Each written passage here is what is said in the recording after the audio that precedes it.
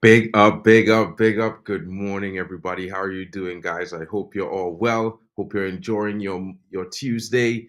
I almost said Monday, but Monday was yesterday, guys. Hope you're doing well. What's going on? There's been a lot to talk about, my friends.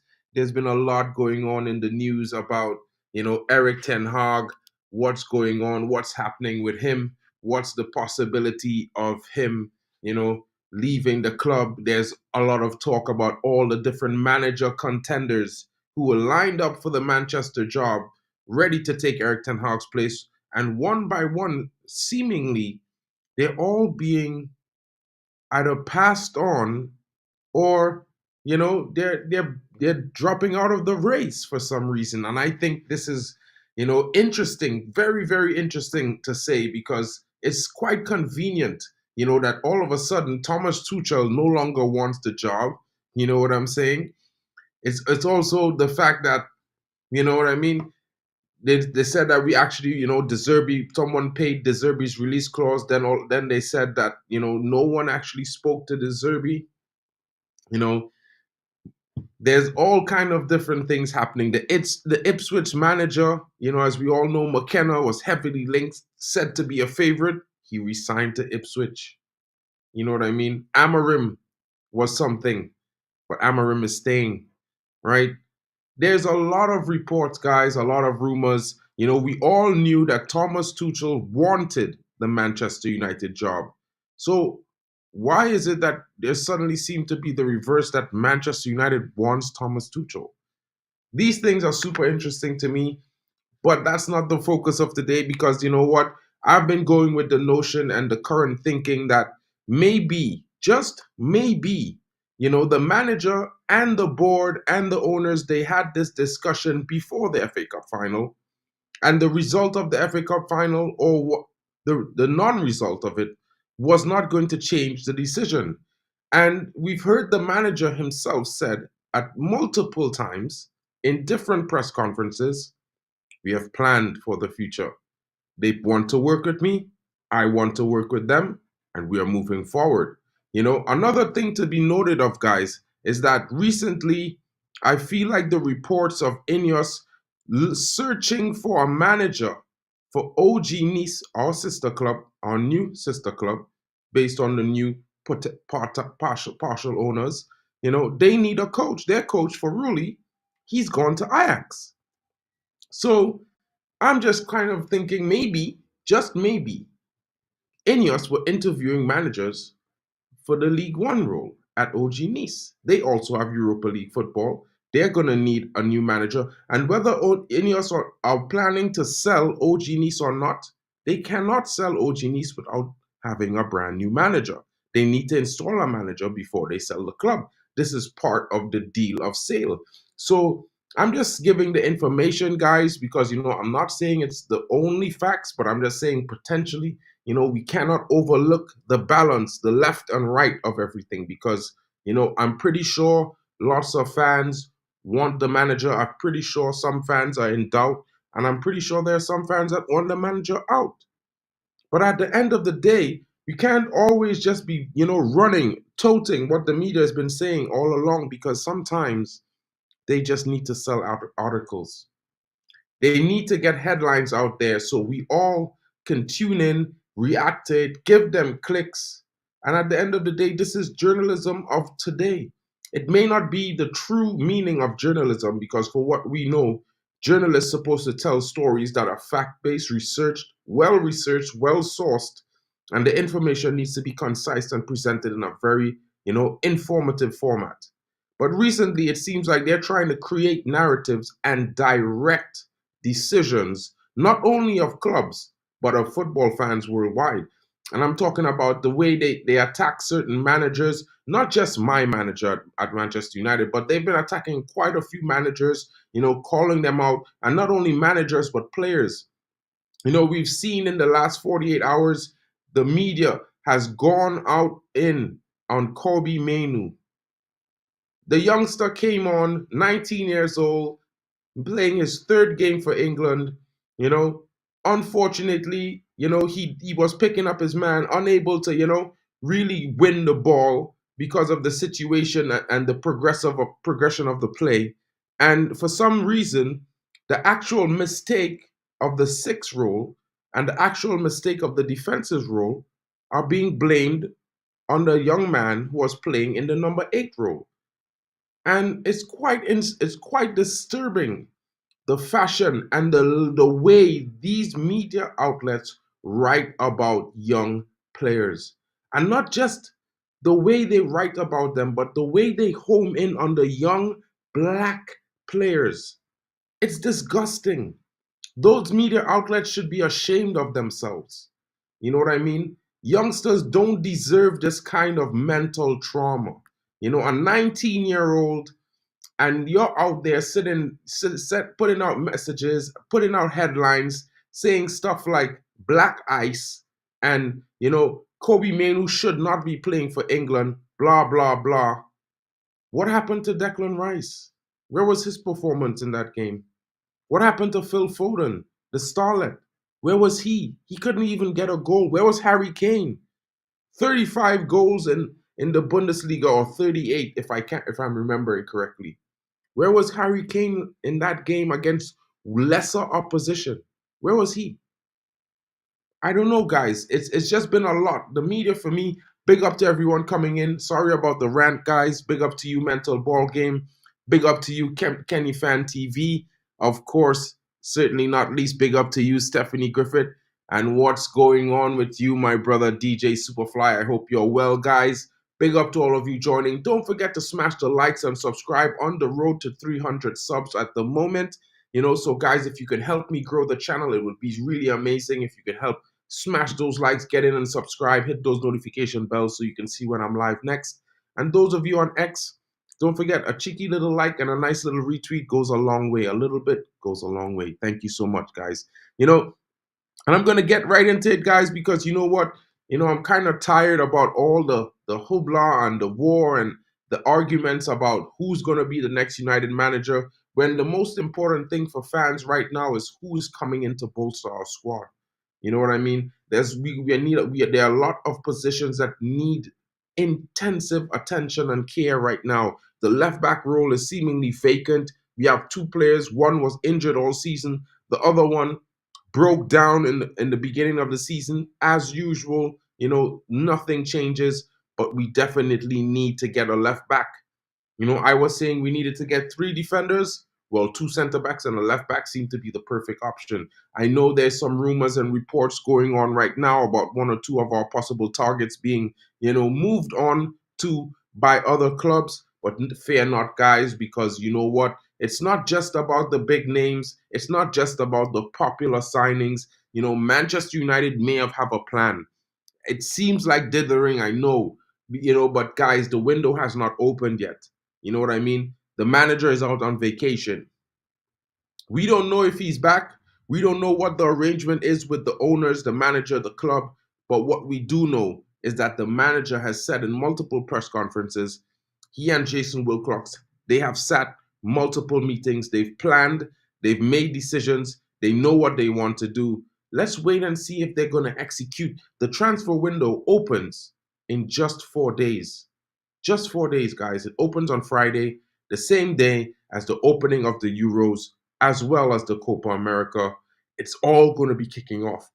And while most of the players are at the Euros, at the Copa, representing, and those not representing probably out on vacation, best believe, guys, whatever deals has been spoken about, maybe when the transfer window open, the formalities of signing the contracts and stuff might just be already done and just waiting to be announced. Now, I know a lot of media information, I know a lot of information on transfers, signings, decisions made by various clubs are leaked. But sometimes, you know, you never know how creative people can be. And sometimes look at it like this. Sometimes you don't even know who's Man City's targets or who Liverpool targets or who Chelsea targets until 2 days before you hear, here we go. I'm not trying to say the club is all of a sudden overnight running at a perfect stance. But what I'm saying is that these guys coming in here are certainly better than what we had before. You know, the likes of Omar Barada, the likes of Jason Wilcox, you know, even having Dodgy Dave in the background. These guys are better than what we had. So it might just be a perspective where, you know, they come in and they do a proper job. The only thing that we can do, guys, right, is just wait and see. The proof is going to be in the pudding. You need to give them, let them make. Let's see what the first week of the opened summer window says. Maybe we get one or two signings in. Maybe we get two or three signings out. The two or three player exits as well. There's been reports that there's been a European giant making a bid of £21 million for Scott McTominay. There's also another rumor that a club has made a bid for Harry Maguire. But let's get into this report that's coming in right now. And I want to bring this to you. This is talking about the youngster Milos Kerkez. You know, guys, I mentioned him earlier on and a few weeks ago in my transfer show, and it's looking like Kerkez is open to joining Manchester United. The deal might prove to be a decent prospect. Manchester United are reportedly very interested in signing the Bournemouth left back Milos Kerkez. The Red Devils suffered a huge blow last season at left backward position all season as Tyrell Malacia didn't play a minute of the campaign and Luke Shaw only managed to play just 15 matches, and it was abysmal, guys. This meant that Diego Dallo often had to shift over to his unfavored side, and earlier in the season, Sofian Amrabat, Victor Lindelof, and Sergio Reguilon were tasked with filling the void to varying degrees of success. Italian sports journalist and transfer guru Fabrizio Romano has already indicated United will definitely pursue a left back this summer. Due to the crisis suffered last season, yesterday added more flesh to the bone, discussing the rumors linking United with Bournemouth's exciting young left back Milos Kerkez. Speaking to United Stand via Football Talk, Romano claimed that United are the most interested club in signing the young Hungarian, who will be in action for his national team this summer at the Euros 2024. This interest means that they could make a concrete approach this summer, and crucially, the Hungarian would be open to joining the Red Devils if they formalize their interest. Unfortunately, things never seem to be too easy for United, guys. In the transfer market, and it's reported that Bournemouth won't allow their star man to leave easily as they are keen on keeping a hold of him for one more season. Kirk has only signed from AZ Alkmaar last summer, has quite a lot of time left on his current deal at the Cherries. The fee could therefore escalate. He has been described as quick, strong, likes to go forward, and is also efficient in defensive contributions. The Bournemouth star has a determined character and possesses high potential to be an excellent acquisition for United if they eventually manage to secure his signature in the upcoming window. It has been previously relayed that United have been impressed with the 20-year-old and identified him as a potential signing to challenge Luke Shaw's first-team place. The young left-back certainly fits the model that Ineos are trying to implement of signing young, hungry players who are Premier League proven and ready to take a step up in their career. Kirkers would be an exciting signing that, in that regard, and with Diego Dallo could solve United's fullback issues for years to come. Guys, what are your thoughts in the comments? Let me know. What do you think about, Milos Kerkez? I think he's a very exciting young prospect. You know what I mean? What are you saying, DJ Superfly? Most media outlets are, anyway, Mark, with the way the people like yourself put out the news as it happens without the bullshit.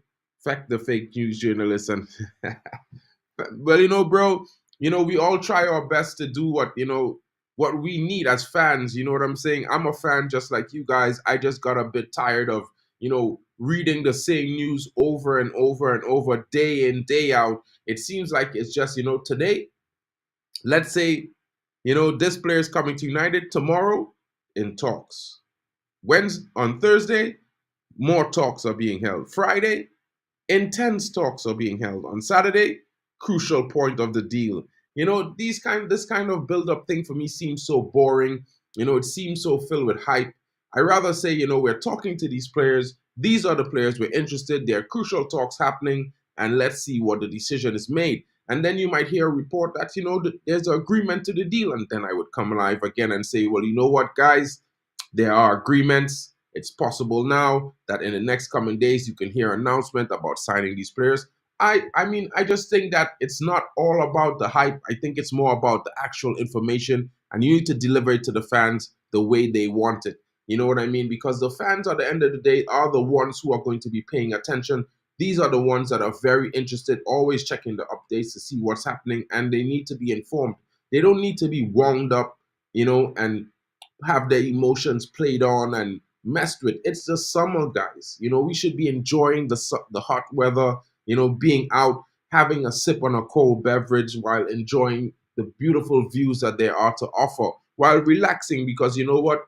We're preparing for another season of amazing football. And I mean, this season was pretty bad for Manchester United, but it could always get better. And it's a process where we have been in a rebuild, and I know some fans might disagree with me, but I'm of the opinion that it could only get better from last season. We have faced a tumultuous season filled with injuries. It's nothing you can predict. Hard, even really, really hard, to something that you could, you can fix a situation like that.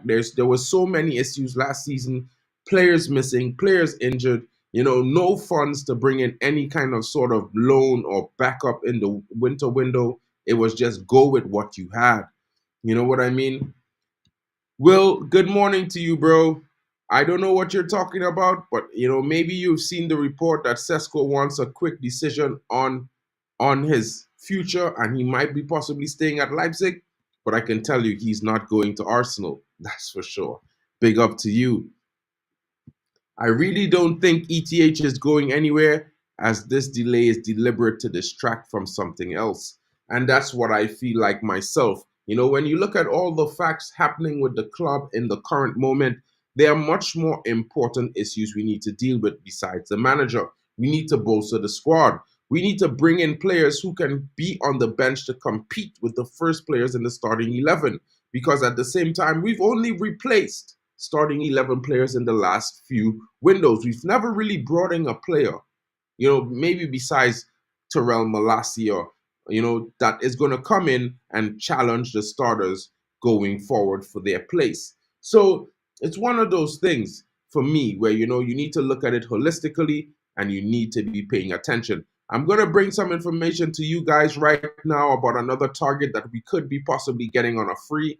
He might be coming with some high wages, guys, but you know what?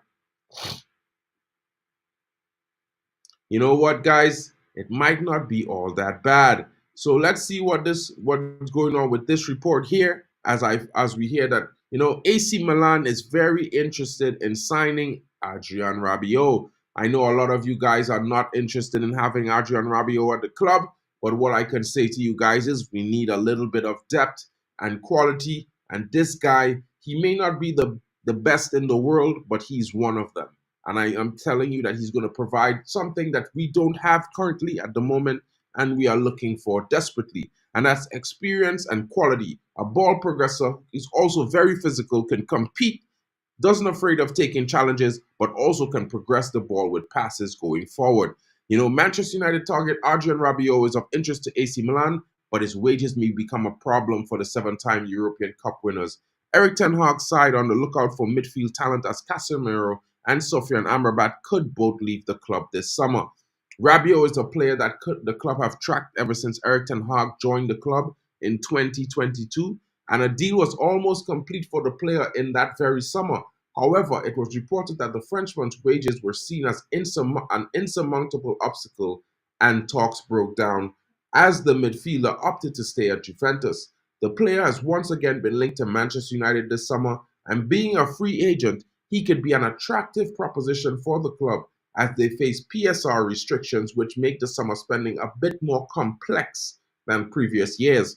However, if the club want him, they will face immense competition for his services, and it seems that AC Milan are very interested in acquiring him. Italian paper Corriere dello Sport report that AC Milan have asked for information in recent days on Rabiot. However, the contact with his representatives to find out the feasibility of the deal that they discovered his salary demands would be very high and would be around 7.5 million a year. Now, guys, I think if it's 7.5 million euro, that works out to roughly about 4.7 million pounds. I think United should do that deal. 4.7 million pounds a year for Rabiot at 28. That's not too bad a deal to do, guys. The Rossoneri aim to beat Juventus' proposal by offering the player a small rise, but over a longer term deal than 3 years his current side are suggesting. With the clock ticking down, the Frenchman's continued stalling on a new deal at Juve has led the Premier League clubs to keeping a watchful eye on the situation, and Manchester United are mentioned as a possible destination. Were United to actively pursue the deal for the 29-year-old, they could probably outmuscle both Italian sides despite Old Trafford side's economic difficulties. They pale into significance in comparison with the restrictions Serie A sides face. Guys, what are your thoughts in the comments? Let me know what you're thinking. What are you thinking? Would you guys be taking Adrian Rabiot? Yeah, I thought he was going to Milan, bro. I mean, you're not going all out, bro. 4.5 million pounds, that's pretty cheap, man. I mean, like if we give him five, even if we was to give him 6 million pounds a year, I think that's pretty cheap. That's less money than quite a few players are getting at the club currently. And you know, with Marcus Rashford receiving something in the region of 12 to 15 or 18 million a year, I think that's peanuts, guys. You know what I mean? Big up to you, Joe Blackman, coming in. What's going on, my bro? What's going on with you, Nikhil? Hope you're well. Just bringing up a little bit of news on recent reports coming out. You know, I just spoke about Adrian Rabiot. Earlier on, I spoke about Milos Kerkez being interested in the move. And now, you know, I'm going to talk about a player that a lot of you, including myself, would like to see at Manchester United. Oh, I'm going to talk about Jeremy Frimpong right now, Joe. I'm just going to talk about the move and what the reports that we're hearing right now coming out from not just here, but in Germany as well about Jeremy Frimpong being linked to Barcelona. That has a lot to do with the fact that Barcelona just hired that new coach. You know what I mean? Everyone knows who he is. You know, sometimes I really just forget this guy's name. I can't even lie. You know, but he's a very good coach, German coach, knows a lot about Jeremy Frimpong, has been observing him for the last couple of seasons, always in the media talking very highly about Jeremy Frimpong, and now he's trying to bring him to Barcelona, where he just signed a new contract to be the coach for the next 3 seasons. Manchester United target Jeremy Frimpong is wanted by Barcelona. One of the Red Devils' most consistent players has been Diego Dalot, who won the Players' Player of the Year and has shined at both right back and left back this season. However, outside of Dalot, there has been a major problem at fullback. United looks set to try to sell on Aaron Wan-Bissaka due to the player's lack of growth as an attacking threat. There have been recent rumors that the player is of interest to Galatasaray, but they would probably need to seriously up their offer. One player who United have been consistently linked with is Jeremy Frimpong, who has enjoyed a wonderful season, winning the domestic double with Bayer Leverkusen and contributing to a scarcely believable 14 goals and 12 assists from the full-back position this season. United are reportedly need to shift Wan-Bissaka on if they want to complete a deal for the Dutchman, but they may need to act quickly as the player is in much demand. He has already been linked to Premier League rivals such as Liverpool and Manchester City. The Spanish outlet Sport have now reportedly Barcelona are primed to try and whisk the player off to the Mediterranean coast. The paper states that Barcelona cannot afford the 50 million valuation of the player, but he's a player that Hansi Flick has put on the table. Barcelona have reportedly already put in a lower offer, but Frimpong for now wants to wait for the Euro Cup to end before making a decision on his future. It's also reported that Bayer Leverkusen would be open to players entering the deal, with Ansu Fati suggested as a possibility to include in a hypothetical deal with the Germans with a market value of 10 to 15 million pounds. However, according to Sport, players may not be open to leaving Barcelona due to the fact that they will want to have a preseason with new coach Hansi Flick, who may see them as part of his plans in a way former coach Xavi did not. In terms of a straight cash deal, Barcelona don't seem such a huge threat as they are paralyzed by financial fair play and returning to the one-to-one rule La Liga, which drastically restricts the business the Spanish sides can do. If United were able to sell Wan-Bissaka, it would seem they could easily outspend Barcelona and put in a much more attractive offer on the table than the Catalan giants. Guys, Jeremy Frimpong is a serious target for Manchester United, and as you can see, guys, Hansi Flick wants him. We need to. I think we are definitely going to, have to be moving on one of the right backs or the defenders that we have available. Maybe you see Aaron Wan-Bissaka moved on to Crystal Palace to make way for Jeremy Frimpong to come in. You never know. You might see Luke Shaw shifting into the central defensive role. This season as a backup to Martinez, as we also look to bring in a left back signing in Milos Kerkez. It's going to be interesting what we're going to do this summer, guys. Yeah, I don't mind Frimpong as well, guys. I think he's a very, very talented individual. He plays really, really well. He's a huge threat going forward.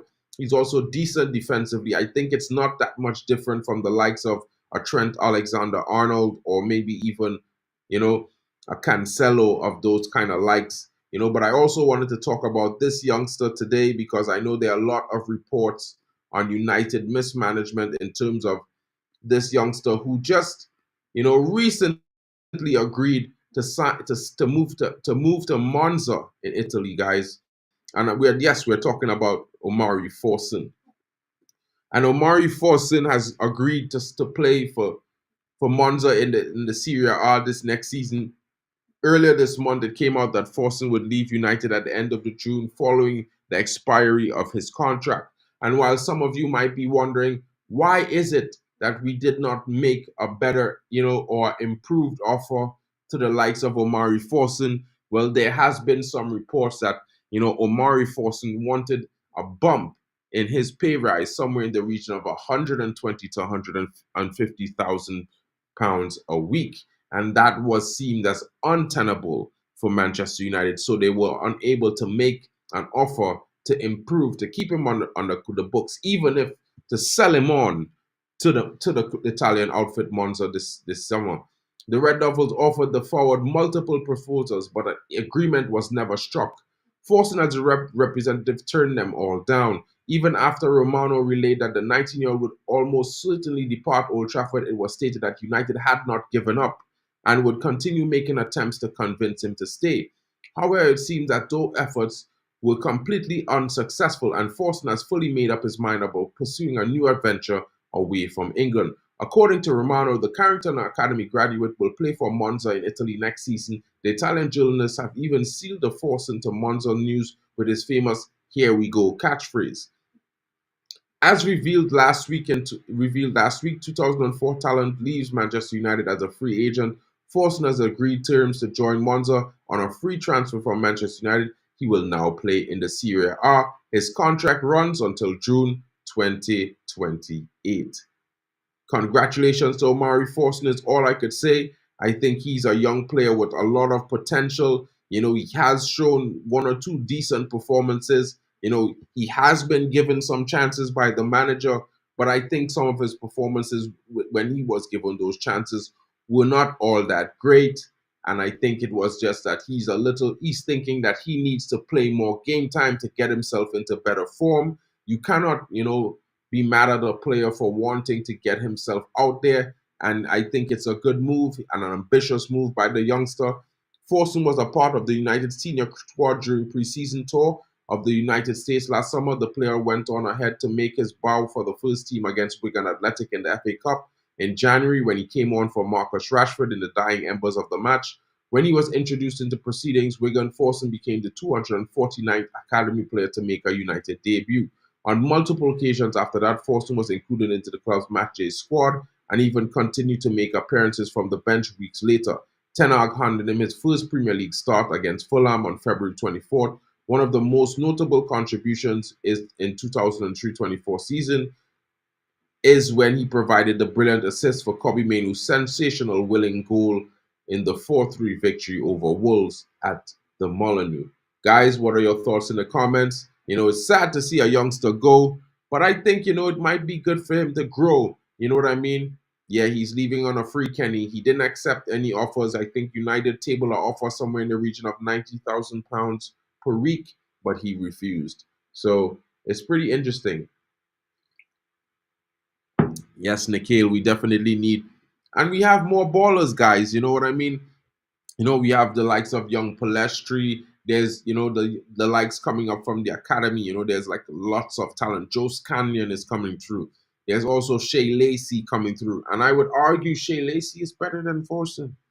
You know what I mean? But he needs regular game time, and it's always good for the lads to to follow their dreams and pursue them and back themselves. I would always support a young talent that backs themselves. So let's get right into the one or two of the last reports that we're going to be talking about here. And this is some information coming in today. Recent reports, I've been hearing it all over the news this morning from Florian Plettenberg in Germany. So let me just bring this to the stage, guys. This could be very possible. I will be speaking about this in a little bit, Kenny. Don't worry about that. Those are my, this defender Inacio, I really would like United to get a hold of him. But right now, let's talk about this bid that we have seen being made recently, that reports have come in. Euro Giants have made a 21 million bid to sign Man United stars. The Red Devils want £34 million. Galatasaray has offered £25 million, 25 million to sign Manchester United duo Aaron Wan-Bissaka and Scott McTominay this summer, according to Millet. The Red Devils are likely to make multiple changes to the squad. A new right back and defensive midfielder could be among the priorities.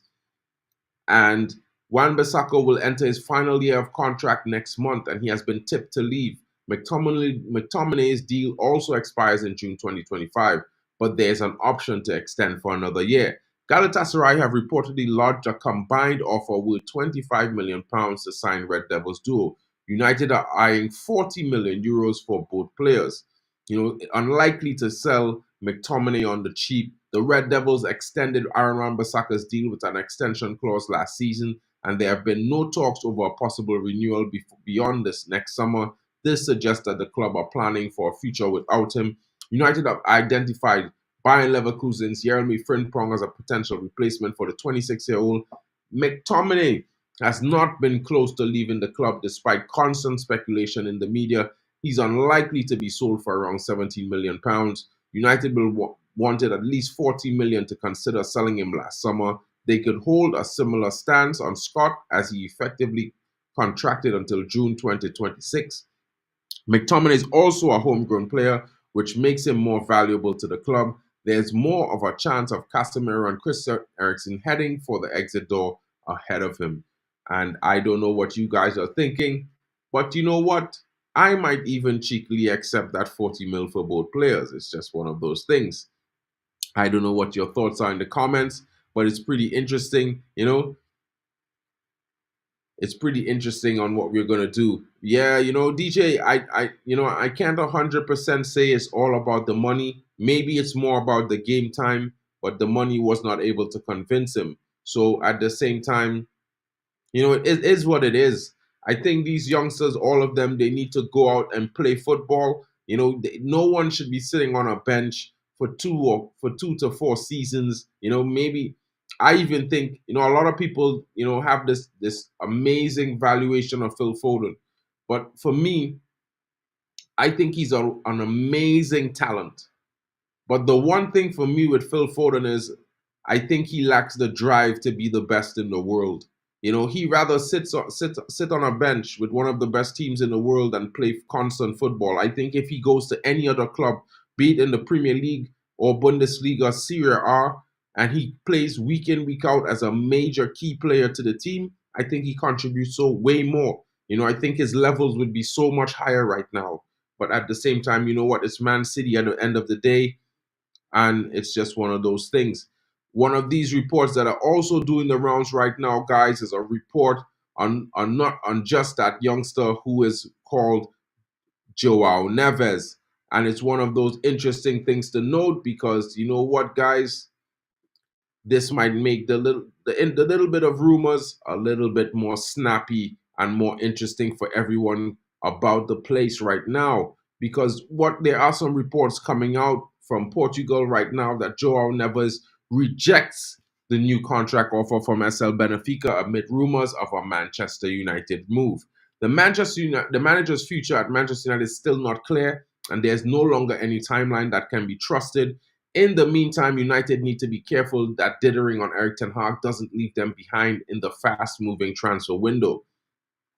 They have already lost Tosin Adebayo to Chelsea, and recent reports claim that Michael Olise is inching closer to Chelsea. Perhaps then it is understandable that United have committed to at least one player they want to see at Old Trafford next season, regardless of the manager. SL Benfica's Joao Neves has been long tipped as United's choice to replace Casemiro at the base of midfield. Alongside Sporting Lisbon's Morten Hulman, he has been a fan favourite choice, but the price tag has provided to be restrictive. The player apparently has a €120 million release clause, and Benfica has determined to stick to their guns. Knowing how much interest Neves is generating in the market, Neves himself, meanwhile, looks like he's doing his best to make things easier for any interested parties. Portuguese outlet reports that he has rejected Benfica's offer of a new contract, which could have maybe increased his release clause further. However, Neves, aware that it could price him out of the market entirely, has dismissed the offer out of hand. In doing so, he has made it clear that this summer, when he believes he is ready to take the next step in his career, it remains to be seen whether it is United or somewhere else for a club, but that was burned by Frankie de Jong despite negotiating for him all summer. Neves' admission of interest will be a huge boost. Now to get the structure and the manager settled and make it easier for themselves in convincing Neves of this project. Guys, what are your thoughts on that? Joao Neves rejects an offer to move to continue at Benfica or even increase his sale value. So, you know, he's hinting that he wants an exit. Could it be? Could it be? What are your thoughts, guys? Can United take advantage of this and find a deal with Benfica for Joao Neves and get him here on the opening of the transfer window?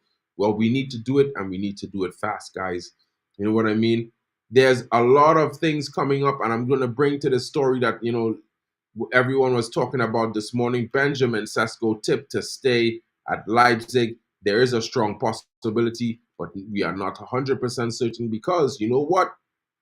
He wants a resolution. And no young, talented player wants to be sitting on the bench, you know, and not having opportunities. And at Leipzig, there's a lot of competition at striker. There's Patrick Schick, there's also Openda, and, you know, and there's another young talent coming through the ranks. So there's always going to be tough competition. Manchester United have long been linked with RB Leipzig's prospect Benjamin Sesko, with the forward now adamant about finding a quick resolution to his future speculation this summer. As it stands, it's thought that all United, Chelsea, and Arsenal are mulling over a move for the 21-year-old, with the latter reportedly more advanced in their pursuit. Sesko is also believed to be more enticed by a transfer to the Emirates than any other potential suitor. Their project under Mikel Arteta is in its fifth year in North London, although it hasn't really got going in the past 2 seasons, where they are mounted consecutive league title challenges before being pipped to the top spot by Man City. United's downfall heading into the transfer window, which opens this Friday, is that fans and players are none the wiser who will be sat in the dugout next season. Erik ten Hag's future is hanging in the balance while Ineos complete an end-of-season review, as well as an assessment of the Dutchman's 2-year tenure up to the stage. Potential signings will be unwilling to take a gamble on United at this moment in time due to the uncertainty surrounding the club. And could you really blame them? Can't really. It's one of those things. Sesko, unwilling to enter a drawn-out transfer saga, nevertheless is well aware that his name is hot in the press this summer, and it's an element of being in the spotlight that the young player isn't keen on, as Fabrizio Romano has reported on the Debrief podcast. The reporter claims that Sesko wants to have the next steps of his career set in stone by the end of June, whether that be a Premier League switch to one of the 3 interested teams or staying at Leipzig, where he's been offered a new contract. Across all competitions last season, the Slovenian talisman scored 18 times, assisted twice in 42 appearances. Guys, what are your thoughts on this? I think this is very interesting to be noting that Sesko wants this to be resolved very quickly. I think it can mean that he's interested in a move or a concrete move, or one of the people interested has not given him the answer that he wanted, so he's trying to get that answer now. If not, he's going to stay at his club currently. I think United need to get in and move on this deal. This youngster is very, very talented. If we're not going to be getting him, we definitely need to be looking for a striker on the cheap. And I think there's also a striker that might be available in Sohu Karasi, at the same time. But last but not least, guys, this might be taking a little bit away from transfers, but I had to congratulate this lad. It's just one of those things we have to do. What a lad, what a man. Tom Heaton, our backup goalkeeper, gets a call up to the Euros. You never know. He might be the guy that just gets on that pitch and does something big for England in the tournament. Congratulations to him. He deserves it more than anyone else, in my opinion. Getting that call up is going to be make it good. Heaton will now join the likes of Jordan Pickford, Aaron Ramsdale, and former compatriot Dean Henderson in Germany after being asked to help out in a training role, working together with the three other men between the six to prepare the Three Lions for the charge at Euro 2024. He will also link up with United teammates Luke Shaw and Kobe Menu, who were chosen to be a part of Gareth Southgate's final squad. The goalkeeper boasts international experience as well as club level, having previously won 3 senior England caps under Roy Hodgson. Taking to social media to share his thoughts on the news, Heaton said he was honored to receive the call. He said, incredibly honored to be asked by Gareth to join the squad, to get the call to go to a major tournament, to help in any way I can and pass on my experience is a proud moment. We have a great squad. I'm excited and can't wait to join the group. Incredibly, this is how good this guy is. You know what I mean? He's been our backup keeper for the last couple years. He's played well when he was asked to deputize, and it's congratulations for all the effort and patience, and the determination and dedication that he has shown to the sport. Big up to Tom Heaton, guys. You know what I mean? And big up to all of you joining me. Thank you so much. This just been it was meant to be a short stream, just talking a little bit about, the media reports, the manager, because in my honest opinion, I think everyone's speculating. If you listen to the manager and what came out from the club in the weeks prior to the FA Cup, before it was announced that he was going to be sacked, the manager was asked multiple times if he and Ineos has been in discussions. Yes, he's replied. He said that there have been multiple meetings. We have known that he's been in consistent meetings with Jason Wilcox, and they have been said to have agreed certain things or have spoken about certain things and made some plans. Right after the FA Cup victory, be it what it may, based on what reports were that he was going to be sacked right after, despite the result, he's been on vacation, and so far, the only thing that we do know for sure is that Ineos owns OG Nice as well, who also needs a manager. So yes, they could be talking to managers for both United as well as OG Nice. We don't know which club for sure, but what we do know is that they are doing certain things. We can also say that they have been speaking to players, trying to get certain signings, to back certain signings that they might want to get here, despite any sort of statements, whether it is they're not sure if Erik ten Hag is going to be here or not, or they are sure he's going to be here. But what I can tell you guys, that the proof is always going to be in the pudding. And just as much as the media can say Ten Hag's days are numbered, it could just be that this was all planned. And Erik ten Hag and the owners planned for this summer. And, the media are just being left to speculate because they don't actually have any concrete information. They've been saying so many different days. D-Day was last week, Friday. 2 days before it was the day of decision. And before that, it was, they were meeting today to final moments on Erik ten Hag's decision. From what we know, the season review has been finished weeks now. But at the same time, what they have said is that the review is still ongoing. So we don't know yet. We will see. Hopefully, we get some confirmed reports on this. But guys, you know, stay clever, stay focused, because the media is out to get us. And you know what? Never forget that the media says they need United in turmoil so they can sell headlines. Big up to all of you joining me. Big up to you, DJ Superfly. Big up to you on X, guys. Big up to Stephanie Griffith, Kenny Fan TV, Nikhil. Big up to you, Joe Blackman. We'll see you all later. I've got some live streams coming. I'm going to be going to one of the live Euro sites, you know, as Manchester United. Germany is hosting the Euros. I live in Germany, guys, so I'm going to be out and about to a few of the games and some of the, you know, viewing sites, and I will be bringing to you some live little shorts and videos on the day of the games at those locations. So big up, stay tuned for more content coming through this summer as we follow the Euros. Big up to all of you guys joining me. Glory, glory, Manchester United. Ten Hag in, THDL all the way. Big up to all of you joining. Have a great day, and we will see you all later on. Guys, never forget, the media hates us. You know, Man United is the best team in England. Don't forget it.